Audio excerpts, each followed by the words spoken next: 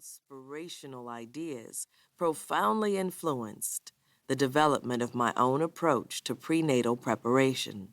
Parents often are asked to bring pillows to other childbirth classes for the purpose of lying comfortably on floor mats, practicing relaxation techniques. My first small step on the journey was to banish comfy pillows from the teaching room. The medium is the message. I wanted parents to understand that not only was labor hard work, but it wasn't something they should do lying down.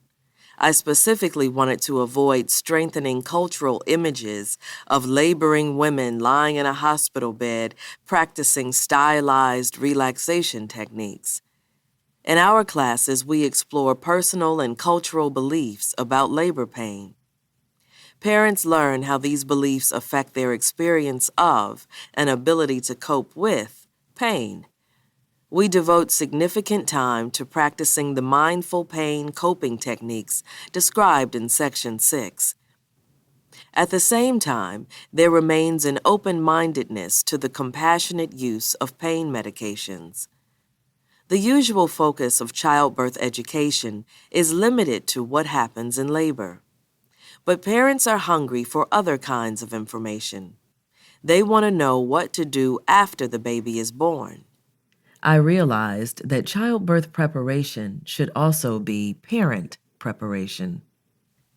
So my next step was to teach expectant parents baby care basics, such as how to swaddle, soothe, and bathe their newborn, teach their baby to sleep, and get nursing off to a good start.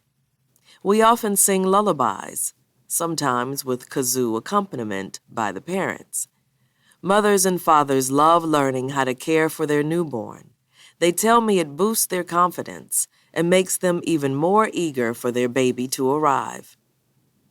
I consider the introduction of making birth art to be my most significant innovation in teaching childbirth classes. At first, I worried that asking parents to draw, paint, or sculpt would result in a parade of dropouts. But to my amazement, making birth art became the favorite activity for many of the parents in my classes. Even for the timid and inexperienced, the art-making process is fun and relaxing. It's a time for parents to reflect on what they know, need, want, fear, and remember. Talking about their art prompts important questions and initiates lively discussions.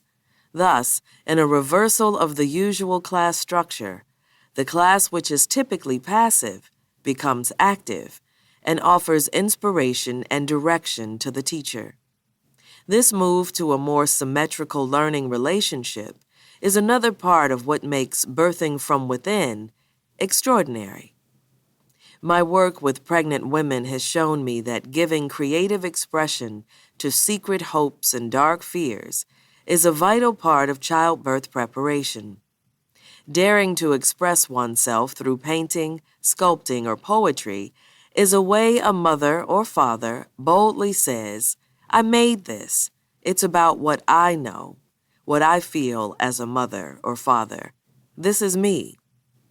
This self-expression and the acknowledgement and validation given by the group infuses mothers with new confidence and strength. Another subtle difference between birthing from within classes and institutional classes that parents should be aware of: classes taught in and by an institution can't help but send the message, "You are now on our turf. Listen, and we'll tell you how we'll deliver your baby when you come here." It's understandable that teachers will be familiar with, support, even defend the policies and procedures of the institution that hired them.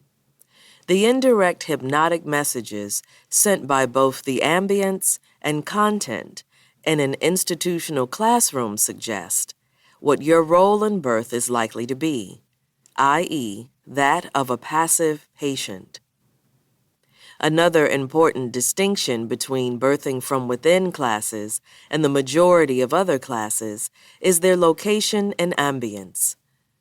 The setting for classes sends a powerful meta message to the unconscious of new parents.